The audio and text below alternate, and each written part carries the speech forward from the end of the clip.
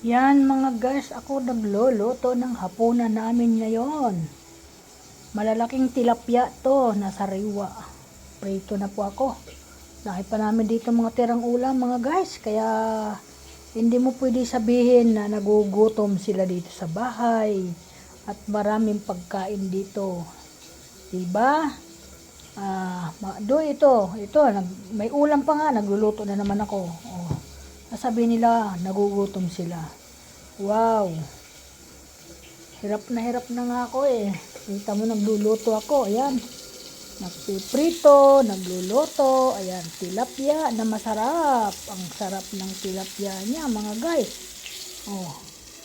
Ito po yung aking gulay. Sitaw po ito. Alam mo ba kung anong halo ko dito?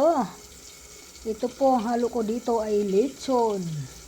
Hinaluan ko po siya ng lechon. Ang sarap nito sa mainit na kanin, kapartner ng prito na isda. Ayan mga guys, sabihin na naman nila, nagugutom sila. Lagi po may pagkain dito sa akin. Ayan, kaya hindi mo pwede sabihin nagugutom sila. Hindi ako pwede sabihin, asawa ko mahilig magganyan, gutom na daw. Pero may pagkain. Ba't siya na nagutom? Ha? O, diba mga guys?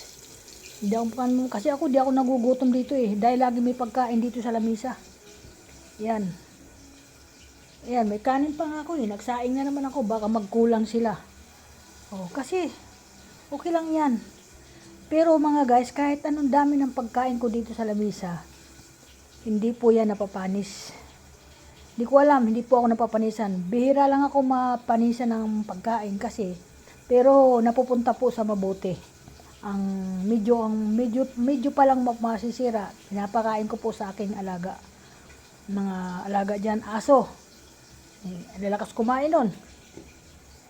Grabe, kaya hindi mo pwedeng, walang tira dito. Yung sa mga bunganga ng aking mga alaga, kahit dalawa lang yon, kulang pa sa kanila.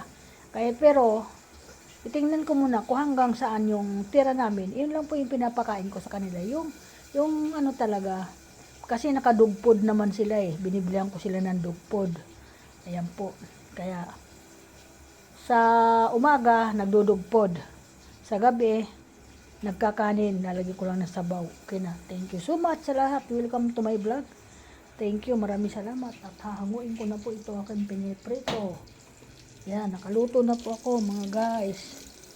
Yan, ganyan po ako. Mabilis lang po ako kumilos. Yan.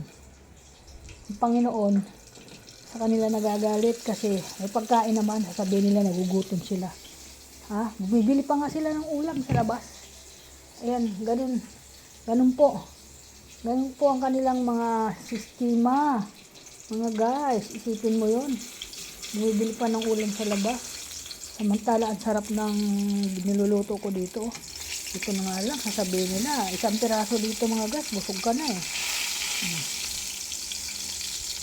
Ano po ito, manamis-namis ang laman kasi sariwa po ito. Ito po yung isda na gumagalaw, hinuhuli doon sa kanilang lagayan na isda. Lumalangoy-langoy pa talaga ito. Kaya yan. Ang lalaki niya, hinati ko lang ng isang piraso. Yan, kaya ilang kami? 4, tagi-1. Ayan mga guys ha. Yan. Iiwanan ko na ngayon dito sa lamisa yan. At pupunta naman ako sa labas at titingnan ko yung pamangkin ko doon nagbabantay ng tindahan. Ayan po. Okay, maraming salamat. Ingat po ang lahat. Welcome to my vlog. Okay po, bye-bye.